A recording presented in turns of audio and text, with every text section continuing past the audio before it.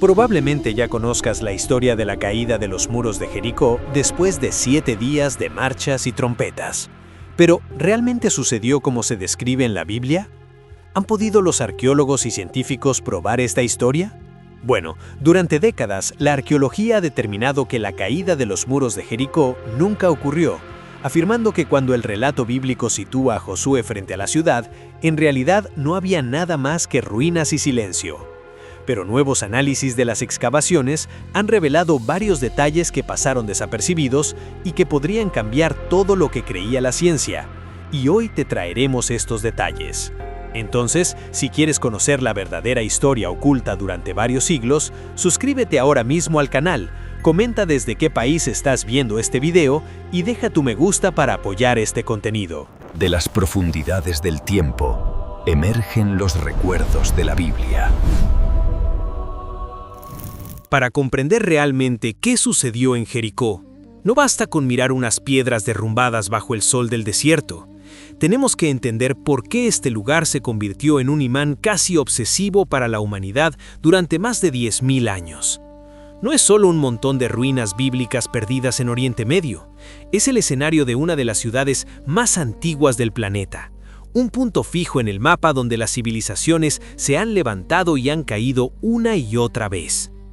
Estamos hablando de la ciudad más antigua del mundo habitada de forma continua, y eso no es casualidad ni exageración religiosa. Es el resultado directo de una geografía tan extrema que roza lo imposible. Jericó se asienta en el Valle del Rift, una enorme cicatriz en la corteza terrestre que recorre miles de kilómetros y hunde esta región a unos 250 metros por debajo del nivel del mar, convirtiéndola en la ciudad más baja de la Tierra. Un lugar donde literalmente se vive por debajo del resto del mundo. En verano, ese valle se transforma en un horno natural. El calor no solo es alto, es opresivo, denso, casi físico, como si el aire mismo pesara sobre los pulmones. El sol se refleja en las rocas desnudas, el viento levanta polvo caliente y todo parece gritar que la vida aquí no debería existir. Pero en medio de este paisaje desértico y hostil, brota algo que desafía toda lógica: el manantial de Ain es-Sultán, una fuente de agua fresca que emerge del suelo con una fuerza casi sobrenatural. Este manantial, activo desde tiempos prehistóricos, produce miles de litros de agua por minuto, suficiente para transformar una cuenca árida en un oasis permanente. Gracias a él, el polvo estéril se convierte en un cinturón de vegetación verde, palmeras cargadas de dátiles, campos de cereales y huertos que brillen como una mancha de vida rodeada por kilómetros de desolación. Para un viajero antiguo que cruzaba el desierto, Jericó no era solo una ciudad, era la diferencia entre morir de sed o seguir viviendo. Con el paso de los milenios, esta combinación de agua abundante, tierras fértiles y una posición geográfica única convirtió a Jericó en mucho más que una simple aldea agrícola aislada. Se transformó en un centro de población, comercio y poder, un punto obligado de paso por caravanas, ejércitos y peregrinos. Pero todo privilegio tiene un precio, y en Jericó, ese precio fue convertirse en objetivo. Para cualquier grupo que intentara entrar a la tierra de Canaán desde el este, cruzando el río Jordán, Jericó era la llave inevitable, la cerradura de la tierra prometida. No se podía ignorar esta ciudad. Un ejército que decidiera rodearla y avanzar hacia las montañas de Judea, dejando Jericó a sus espaldas, estaría cometiendo una autodestrucción táctica. Una guarnición enemiga bien abastecida, con agua y alimentos, podría cortar sus líneas de suministro, atacar a los rezagados en cualquier momento. Por eso, Jericó no era solo una ciudad rica y deseable por sus recursos, era un obstáculo militar ineludible, una especie de fortaleza natural que debía ser neutralizada antes de cualquier otra campaña en Canaán. Esto explica por qué el texto bíblico presenta una ciudad en estado de alerta máxima, cerrada y bien cerrada, con un miedo palpable a la llegada de los israelitas. Sus habitantes entendían perfectamente que su posición geográfica los condenaba a ser el primer campo de batalla. La arqueología ha confirmado que, debido a esta importancia estratégica, Jericó fue fortificada repetidamente a lo largo de los milenios. Cada vez que una ciudad caía o era abandonada, otra se levantaba sobre sus restos, capa tras capa, hasta formar un enorme montículo artificial, un tel, que se eleva sobre el valle como un monumento a la obstinación humana por controlar este oasis vital. En las secciones excavadas se han identificado muros, torres y sistemas defensivos que pertenecen a diferentes épocas, como si generaciones enteras hubieran estado dispuestas a hacer cualquier cosa solo por mantener el dominio sobre esta fuente de agua. Visto desde la distancia, Tel es-Sultán, el antiguo Jericó, no parece impresionante, un simple cerro polvoriento rodeado de palmeras. Pero bajo esa apariencia humilde se esconde una montaña de historia comprimida, casi 10.000 años de ocupación humana estratificada uno sobre otro, como las páginas de un libro que fue escrito, borrado y reescrito incontables veces. Es en ese libro de tierra y piedra donde los arqueólogos han intentado leer qué ocurrió realmente con las murallas de Jericó y donde se esconde la evidencia de uno de los episodios más polémicos de toda la arqueología bíblica. La historia de cómo hemos llegado a conocer lo que hay dentro de ese montículo que llamamos Tel es-Sultán es casi tan dramática como la caída de las murallas mismas. No fue un descubrimiento rápido ni limpio, sino una larga cadena de oportunidades perdidas, interpretaciones apresuradas y revisiones tardías que se extiende por más de un siglo. Durante mucho tiempo, Jericó era un rompecabezas mal armado, donde las piezas parecían no encajar con el relato bíblico y muchos dieron el caso por cerrado demasiado pronto. Todo comenzó en plena era de la arqueología romántica del siglo XIX, una época en la que se excavaba más con entusiasmo que con método. En 1867, el ingeniero británico Charles Warren llegó al sitio con la esperanza de encontrar estructuras monumentales, pero su formación venía de trabajar en Jerusalén, no en un montículo como Jericó. Aplicó una técnica que hoy nos parece casi brutal: abrir pozos verticales muy profundos, atravesando el montículo de arriba a abajo como si perforara un pastel esperando cortar alguna capa interesante. Bajo un calor intenso y con un equipo limitado, Warren abrió varios de estos pozos en diferentes puntos del sitio. Según los mapas que se conservan, sus herramientas pasaron increíblemente cerca de las murallas principales, pero sin reconocerlas.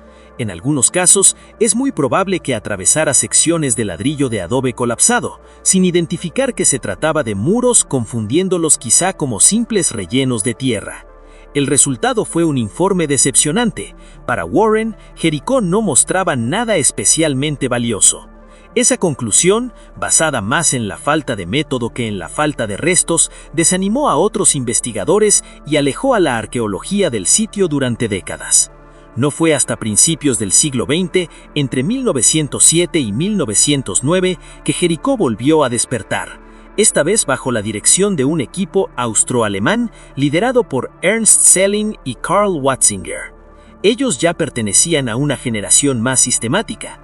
En lugar de cavar pozos aislados, limpiaron grandes áreas del montículo, siguiendo líneas más ordenadas y registrando con cuidado la posición de muros, casas y calles. Por primera vez, emergió ante los ojos del mundo algo que se parecía a una ciudad fortificada real, no solo a un montón de escombros. Selling y Watzinger descubrieron un impresionante sistema de doble muralla que rodeaba la ciudad, confirmando que Jericó efectivamente había sido una plaza fuerte con defensas serias. Sin embargo, en arqueología no basta con encontrar muros, hay que saber cuándo esos muros estaban en pie, y ahí comenzó el problema. Inicialmente, basándose en la cerámica y en las cronologías disponibles en ese momento, estos investigadores propusieron una fecha que parecía compatible con el relato bíblico tradicional. Todo apuntaba a que las fortificaciones podían corresponder a la época de Josué. Pero la arqueología es una ciencia en constante revisión, y las corrientes académicas de principios del siglo XX tendían a mirar los textos bíblicos con una desconfianza casi automática. A medida que Selling y Watzinger fueron comparando sus hallazgos con nuevas tablas cronológicas y colecciones de cerámica, comenzaron a cambiar de opinión, reinterpretaron las murallas y terminaron fechándolas en el Bronce Medio, varios siglos antes de cualquier posible llegada de los israelitas, dejando el relato bíblico en una especie de limbo histórico. La ciudad fortificada existió, pero según esta nueva lectura, no en el momento que la Biblia indicaba. Durante años, esta reinterpretación enfrió el entusiasmo de quienes buscaban conexiones directas con la arqueología y el texto sagrado. Se parecía que Jericó confirmaba un patrón incómodo. Los muros estaban ahí, pero no en la fecha correcta. El relato podía ser visto como una tradición tardía construida sobre ruinas mucho más antiguas. La situación cambió de forma radical en la década de 1930 con la llegada de John Garstang, un arqueólogo británico que venía decidido a revisar el caso con métodos más modernos. Garstang no se conformó con examinar solo las murallas, dirigió su atención también a las zonas residenciales, especialmente en el sector suroeste del montículo. Lo que encontró fue un nivel de destrucción tan claro que no dejaba lugar a dudas. Casas derrumbadas, muros caídos y una gruesa capa de asenis que indicaba un incendio masivo en todo el conjunto. Todo apuntaba a un final violento y repentino para la ciudad. Pero lo verdaderamente impactante para el mundo de la arqueología bíblica fue la fecha que Garstang asignó a esa destrucción. Basándose en la cerámica local y en comparaciones detalladas con otros sitios del Levante, Garstang concluyó que la ciudad había sido destruida alrededor del 1400 a.C., es decir, en pleno bronce tardío, exactamente la época que la cronología bíblica tradicional asocia con la conquista de Canaán. Garstang no trabajó solo, ni se apoyó en impresiones superficiales. Consultó a los mejores especialistas en cerámica de su tiempo y todos coincidieron en que el repertorio cerámico encajaba con esa ventana cronológica. Por un breve momento, pareció que la discusión estaba resuelta. La arqueología y el texto sagrado parecían caminar de la mano. La ciudad fortificada existió, fue destruida por fuego en el periodo adecuado y las capas de ruinas tenían todo el aspecto de un sitio tomado por la fuerza. Sin embargo, la ciencia rara vez acepta un caso cerrado definitivo. Garstang publicó sus conclusiones con entusiasmo, pero una nueva figura estaba a punto de entrar en escena. Alguien que cambiaría para siempre la manera de excavar en Tierra Santa y que, con una sola interpretación, congelaría el debate sobre Jericó durante casi medio siglo. Esa persona era una arqueóloga que no temía contradecir consensos ni desafiar tradiciones. Su nombre, Kathleen Kenyon. Antes de seguir con la figura que cambiaría por completo la historia arqueológica de Jericó, te voy a pedir algo. Si te está gustando este recorrido detallado por las excavaciones, los errores y los giros inesperados de esta investigación, suscríbete ahora mismo al canal y activa la campana de notificaciones. Comentes desde qué lugar del mundo nos acompañas y dejes tu like. Tu interacción es fundamental para que podamos seguir produciendo contenido de esta profundidad. Continuemos. En la década de 1950, el silencio aparente de Jericó fue interrumpido por la llegada de una de las figuras más influyentes en la arqueología de Tierra Santa, Kathleen Kenyon. Era conocida por su disciplina casi quirúrgica en el trabajo de campo y por su determinación a la hora de aplicar criterios estrictamente científicos, aun cuando eso significara ir contra ideas muy arraigadas. Kenyon introdujo de forma ejemplar el método estratigráfico moderno en Jericó, una técnica que consiste en cortar el montículo en secciones verticales y leer cada estrato como si fueran páginas superpuestas de un libro muy antiguo. En lugar de abrir grandes áreas sin control, ella prefería trincheras profundas y estrechas donde podía observar cada cambio en el color del suelo, cada fragmento de cerámica, cada piedra fuera de lugar. Su objetivo era poner orden definitivo en el caos interpretativo dejado por las excavaciones anteriores y establecer una cronología sólida para la ciudad. Entre 1952 y 1958, Kenyon excavó durante 6 temporadas consecutivas, trabajando con una precisión que impresionó a la comunidad académica. Sus informes describen una ciudad que, efectivamente, había sufrido una destrucción terrible, muros derrumbados, niveles de colapso, capas espesas de ceniza que hablaban de un incendio devastador. Nadie negaba que Jericó hubiera caído con violencia. La pregunta clave era ¿cuándo había ocurrido esa catástrofe? La respuesta que Kenyon ofreció cayó como una bomba en el campo de la arqueología bíblica. Tras analizar el material cerámico y compararlo con las cronologías entonces aceptadas, concluyó que la destrucción principal de la ciudad fortificada correspondía aproximadamente al 1550 a.C., es decir, al final del Bronce Medio. Eso significaba que Jericó, en su opinión, había sido arrasada unos 150 años antes de la época en la que la cronología bíblica sitúa a Josué. El argumento central de Kenyon se apoyaba en algo que, a primera vista, parece muy convincente: la ausencia de ciertos tipos de cerámica de lujo importada. Ella esperaba encontrar, para una ciudad activa alrededor del 1400 a.C., un tipo de cerámica bicroma procedente de Chipre, muy característica y fácil de reconocer. Al no hallarla en sus trincheras, razonó que en esa fase la ciudad ya no estaba ocupada como un centro importante, sino que el lugar habría quedado prácticamente abandonado. Desde esa perspectiva, en el tiempo de Josué no habría habido murallas que derribar ni población que conquistar. El prestigio de Kenyon en el mundo académico era enorme y sus conclusiones fueron aceptadas casi sin discusión. Durante décadas, sus palabras se convirtieron en una especie de veredicto final. Jericó, en la época de la conquista, habría sido poco más que un montón de ruinas antiguas reutilizadas, y el relato bíblico de la caída de los muros sería una tradición tardía elaborada para explicar restos que ya nadie recordaba con precisión. En universidades y seminarios, repetir esta conclusión se volvió prácticamente un estándar. Cualquiera que se atreviera a sugerir lo contrario era visto con recelo, como alguien aferrado a una lectura ingenua del texto. La idea de que la arqueología había demostrado que el relato de Josué era en el mejor de los casos un relato simbólico se instaló con fuerza. Durante casi 40 años, Jericó se citaba como un caso ejemplar de cómo las excavaciones podían desmontar una narrativa antigua.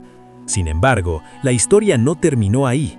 Tras la muerte de Kenyon y con la publicación completa de sus diarios de campo y de los informes técnicos, un nuevo investigador decidió volver a examinar las evidencias con ojos frescos. Ese arqueólogo era Brian Wood, especialista en cerámica del Levante, y lo que encontró en los propios datos de Kenyon y en los materiales excavados décadas antes por Garstang se convertiría en uno de los giros más sorprendentes de esta saga arqueológica. Wood comenzó a detectar un problema metodológico de fondo. No era que Jericó guardara silencio, era que se había escuchado solo una parte muy limitada de su voz.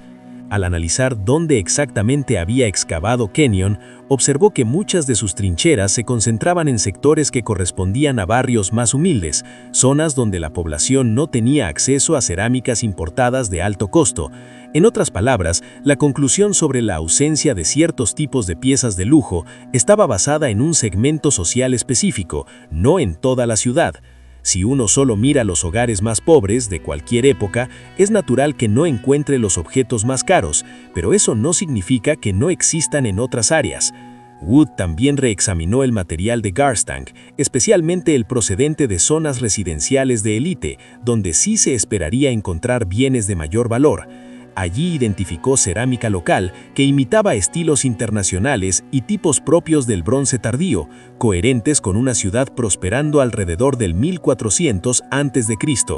Para él, la evidencia no mostraba a Jericó muerta en tiempos de Josué, sino una ciudad viva, fortificada y destruida justo en el margen temporal que el relato bíblico describe. Lo que durante años se presentó como una certeza incuestionable empezó a verse bajo otra luz.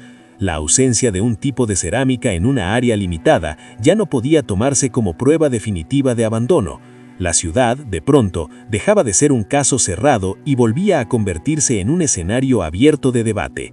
Y fue precisamente este reexamen lo que preparó el terreno para mirar de nuevo las murallas, los escarabajos egipcios y la evidencia física del colapso de Jericó con una pregunta incómoda. ¿Y si los datos, leídos con más cuidado, se acercan mucho más al relato que muchos dieron por descartado? En la arqueología del Levante, hay un tipo de evidencia que funciona casi como un reloj preciso en medio del caos de ruinas y estratos: los escarabeos reales egipcios. Estos pequeños amuletos en forma de escarabajo, tallados generalmente en piedra o fayenza, llevan grabado en la base el nombre de faraones y altos funcionarios. No eran simples adornos, se usaban como sellos administrativos, símbolos de poder y también como amuletos de protección, lo que explica por qué aparecen con tanta frecuencia en contextos funerarios. Lo verdaderamente importante de los escarabeos es que, cuando se encuentran dentro de tumbas familiares intactas o en contextos bien sellados, se convierten en marcadores cronológicos casi irrefutables.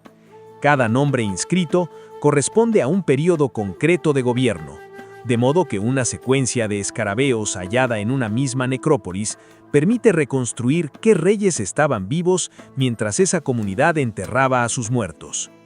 En Jericó, este tipo de evidencia se volvió crucial para reevaluar la idea de que la ciudad habría sido destruida y abandonada hacia el 1550 a.C. Si la ciudad hubiera quedado arrasada y prácticamente deshabitada en esa fecha temprana, como sostenía la interpretación clásica de Kenyon, la secuencia de escarabeos en las tumbas tendría que detenerse de forma abrupta. Sin población estable, no habría nuevas sepulturas, ni circulación de sellos con los nombres de faraones posteriores. Sin embargo, lo que se encontró en las necrópolis de Jericó contó una historia muy distinta. Una cadena continua de escarabeos que abarca varios siglos. Entre los hallazgos aparecen nombres de faraones del Reino Medio y del Segundo Período Intermedio, pero la secuencia no se detiene allí. Continúa avanzando hasta incluir escarabeos de figuras tan importantes como Hatshepsut, Tutmosis III y, lo más significativo, Amenhotep III, un faraón que reinó hasta aproximadamente el 1350 a.C. Esa sola presencia es un golpe directo contra la idea de una ciudad muerta desde el 1550 a.C., porque implica que Jericó seguía activa, con población y rituales funerarios durante gran parte del Bronce Tardío. Este detalle cambia por completo el panorama. Ya no estamos hablando de un pequeño asentamiento residual construido sobre ruinas olvidadas, sino de una comunidad suficientemente organizada como para mantener necrópolis, producir cerámica, comerciar con Egipto y acceder a objetos de prestigio. Los escarabajos, al llevar nombres de faraones específicos, se convierten en una especie de sello temporal que ancla la ocupación de Jericó en el período aproximado en que la tradición bíblica sitúa a Josué. No dependen de interpretaciones estilísticas tan debatibles como las de la cerámica, se apoyan en la propia administración egipcia y en su costumbre de marcar todo con nombres reales. Cuando se comparan estas evidencias con la propuesta de abandono temprano, surge una contradicción difícil de ignorar. Si la ciudad hubiera colapsado siglos antes, ¿cómo explicar que las tumbas sigan recibiendo escarabeos con los nombres de faraones que vivieron mucho después de la fecha sugerida por Kenyon? La respuesta más sencilla es que la ciudad no estaba muerta, sino viva y en funcionamiento durante ese período crítico. Esto obliga a replantear no solo la cronología, sino también la imagen general de Jericó en el Bronce Tardío. Lejos de ser un lugar marginal, parece haber sido una comunidad con suficientes recursos y contactos internacionales como para mantenerse en la red política y económica dominada por Egipto. Y si la ciudad estaba habitada, fortificada y conectada con el poder faraónico en la época adecuada, entonces la pregunta que muchos creían resuelta vuelve a la mesa con más fuerza que nunca. ¿Qué ocurrió realmente con esas murallas? ¿Y hasta qué punto el relato bíblico conserva la memoria de un acontecimiento histórico que dejó huellas profundas en la tierra y en la piedra? Habiendo establecido que la ciudad de Jericó no solo existía en el momento correcto, sino que estaba activa y bien conectada, es hora de detenernos en la escena del crimen arquitectónica, las murallas mismas. Durante siglos se ha hablado de ellas casi como de un mito, pero la realidad es que el sistema defensivo de Jericó era una auténtica obra maestra de ingeniería militar antigua diseñada para resistir a los métodos de ataque de su época. No se trataba de un simple muro aislado rodeando casas dispersas, sino de un complejo defensivo en varios niveles pensado para intimidar visualmente y para frenar cualquier avance enemigo desde el primer paso. En la base del montículo se levantaba un muro de contención construido con grandes piedras, cuidadosamente encajadas, que alcanzaba alrededor de 4 o 5 metros de altura. Su función principal era sostener el talud y evitar que la tierra se deslizara, pero de inmediato se convertía también en la primera barrera física para cualquier atacante. Encima de esa estructura de piedra se levantaba un muro vertical de ladrillos de adobe rojo, secados al sol, que añadía otros 6 a 8 metros más de altura. El resultado era un frente murario que podía elevarse hasta unos 10 metros desde el punto de vista de un soldado parado en el exterior, una pared imponente que combinaba la firmeza de la piedra con la altura del ladrillo.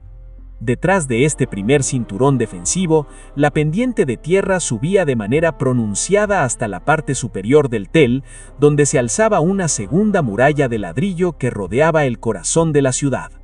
Es decir, el defensor no contaba con un solo muro, sino con 2 niveles de protección escalonados por la topografía misma del lugar. Para un ejército antiguo, esto representaba un desafío casi imposible. Primero había que llegar al pie del muro de contención, luego superar la pared de adobe bajo una lluvia de proyectiles, después escalar una ladera inclinada mientras llovían más flechas y piedras, y finalmente enfrentarse a la muralla superior. Lo que las excavaciones revelaron al pie del muro de contención de piedra, quizá es uno de los detalles más llamativos de todo el sitio. En lugar de encontrar la base limpia o cubierta solo con sedimentos, los arqueólogos hallaron cantidades enormes de ladrillos de adobe derrumbados, amontonados y compactados, formando una especie de banda espesa que rodeaba el pie del montículo. No es extraño encontrar ladrillos caídos cerca de un muro antiguo, pero aquí la clave no es solo su presencia, sino la forma en que aparecieron distribuidos. En un asedio convencional de la antigüedad, cuando un ejército empleaba arietes, fuego o máquinas de asalto para abrir una brecha en un muro, la mayor parte de los escombros solía caer hacia el interior de la ciudad, empujados por la fuerza del ataque desde afuera. Esto dejaba montones de ladrillos y piedras dentro del perímetro urbano, creando obstáculos para los defensores, pero no una rampa de acceso desde el exterior. En Jericó, sin embargo, el patrón observado es muy distinto. El muro de ladrillo parece haber colapsado hacia afuera, derramando sus bloques por encima del muro de contención de piedra inferior y acumulándolos en la base exterior, como una cascada de escombros. Este detalle ha sido señalado una y otra vez porque encaja de manera inquietante con la descripción del relato bíblico, que afirma que el muro cayó debajo de sí mismo y que el pueblo subió directamente hacia la ciudad. La idea no es que una puerta se abriera o que se abriera una única brecha puntual, sino que el colapso generó un acceso generalizado, una especie de camino improvisado. Si imaginamos miles de ladrillos cayendo hacia afuera desde una muralla alta, acumulándose contra el muro de piedra inferior, lo que obtenemos es precisamente una rampa de escombros que reduce drásticamente la altura efectiva de la barrera. Lo que antes era una pared casi vertical se convierte en una pendiente que se puede escalar. Desde el punto de vista táctico, esto explicaría por qué el texto menciona que cada hombre subió derecho hacia adelante. No se describe un combate prolongado en las puertas, ni el uso de máquinas de asalto, algo que los israelitas difícilmente habrían tenido. Lo que se presenta es una situación en la que una defensa aparentemente inexpugnable se vuelve repentinamente vulnerable, como si el terreno mismo se hubiera vuelto en contra de los habitantes. Algunos especialistas han sugerido que un fenómeno natural pudo estar detrás de este colapso anómalo. La ciudad se encuentra en el Valle del Rift, una zona marcada por fallas geológicas activas, donde los terremotos no son raros. En ese contexto, no resulta descabellado pensar que un movimiento sísmico fuerte pudiera haber sacudido los muros de adobe, provocando un colapso masivo hacia el exterior. Si eso ocurrió, el mecanismo físico, un temblor derribando murallas y generando una rampa de escombros, sería perfectamente natural. Lo que el relato interpretaría como una intervención divina sería el punto preciso en que ese evento coincidió con la presencia del ejército israelí rodeando la ciudad. Sea cual fuere la causa última del derrumbe, la combinación de estructuras defensivas bien documentadas, el patrón de colapso hacia afuera y la formación de una especie de rampa de acceso deja una huella muy concreta en el registro arqueológico. No hablamos de una simple sensación de destrucción, sino de un escenario físico coherente con la idea de una ciudad fortificada que en un momento determinado vio sus propias murallas convertirse en el camino de entrada para los atacantes. Y es precisamente sobre ese escenario arrasado donde se observarán otros detalles igual de desconcertantes. Un incendio fuera de lo común y reservas de alimentos que, por alguna razón, nadie tocó antes de que todo quedara bajo las cenizas. Una vez superadas las defensas y abierta la brecha definitiva en el sistema de murallas, el relato bíblico afirma que la ciudad fue entregada a la destrucción total. Y cuando los arqueólogos comenzaron a excavar los niveles correspondientes a la última ocupación fortificada de Jericó, encontraron algo que encaja de forma inquietante con esa descripción. Una capa de ruinas quemadas tan intensa y uniforme que prácticamente sella el final de la ciudad. No se trata de un pequeño incendio localizado ni de daños parciales. Lo que aparece es una destrucción por fuego que cubre amplias áreas y que marca el colapso final de la Jericó amurallada. Kathleen Kenyon, pese a sus conclusiones cronológicas, describió esta destrucción como una catástrofe en toda regla. En sus informes menciona muros ennegrecidos, suelos enrojecidos por el calor extremo y niveles de ceniza de hasta 1 metro de espesor en algunas habitaciones. Ese tipo de evidencia no corresponde a un fuego doméstico o accidental, sino a un incendio deliberado, intenso y prolongado, capaz de consumir vigas, techos y enseres y de afectar incluso la textura de los ladrillos de adobe. En algunos puntos, el calor fue tan alto que los materiales muestran señales de haber sido casi vitrificados. Sin embargo, lo más desconcertante no es el fuego en sí, sino lo que se encontró dentro de esa capa de destrucción. Tanto Garstan como Kenyon registraron la presencia de grandes tinajas de almacenamiento, los llamados pithoi, llenos de grano carbonizado, trigo, cebada y otros productos básicos. En el mundo antiguo, el grano era riqueza concentrada, la base de la economía y la diferencia entre la supervivencia y el colapso. Ver enormes recipientes de almacenamiento todavía llenos en una ciudad destruida es algo extremadamente raro y desde el punto de vista militar, totalmente inesperado. Durante un asedio prolongado, la población consume sus reservas poco a poco y cuando la ciudad finalmente cae, los vencedores suelen apropiarse de todo lo que encuentran: alimentos, metales, textiles, animales. El grano en particular es uno de los primeros botines en ser recogidos porque alimenta al ejército victorioso y puede ser transportado o redistribuido. Por eso, cuando los arqueólogos se topan con tinajas llenas de grano en un estrato de destrucción, la conclusión natural es que el asedio fue muy breve y que por alguna razón los conquistadores no aprovecharon esos recursos. En Jericó, ambas condiciones parecen cumplirse al mismo tiempo. El grano está presente en cantidades importantes, pero carbonizado, como si hubiera sido atrapado en el fuego sin que nadie lo retirara antes. Esto encaja sorprendentemente bien con la idea de un cerco de corta duración, como el descrito en el relato de los 7 días, donde la ciudad cae de manera repentina en lugar de resistir durante meses. Las reservas no tuvieron tiempo de agotarse. Pero hay un segundo detalle que refuerza el paralelismo, el hecho de que esas reservas no fueran saqueadas antes del incendio. Desde la perspectiva del texto bíblico, esto cobra sentido solo a la luz del concepto de herem o anatema, la orden de consagrar todo a la destrucción y no tomar botín para uso personal. Si los atacantes tenían una prohibición religiosa explícita de apropiarse de los bienes de la ciudad, la presencia de grano almacenado, intacto hasta el momento del fuego, parece una huella forense de esa orden. Las tinajas llenas, quemadas en su lugar, parecen el eco material de una decisión tomada antes. Nada de lo que pertenecía a Jericó debía ser incorporado al patrimonio de los vencedores. Además, el estado del grano ofrece otra pista temporal importante. El hecho de que las tinajas estuvieran llenas sugiere que la destrucción ocurrió poco después de la cosecha, en una época del año en la que los depósitos se encontraban al máximo de su capacidad. Esto apunta a una ventana estacional concreta que coincide con el momento en el que el relato sitúa el cruce del Jordán y la celebración de la Pascua, justo después de la recolección de la cosecha.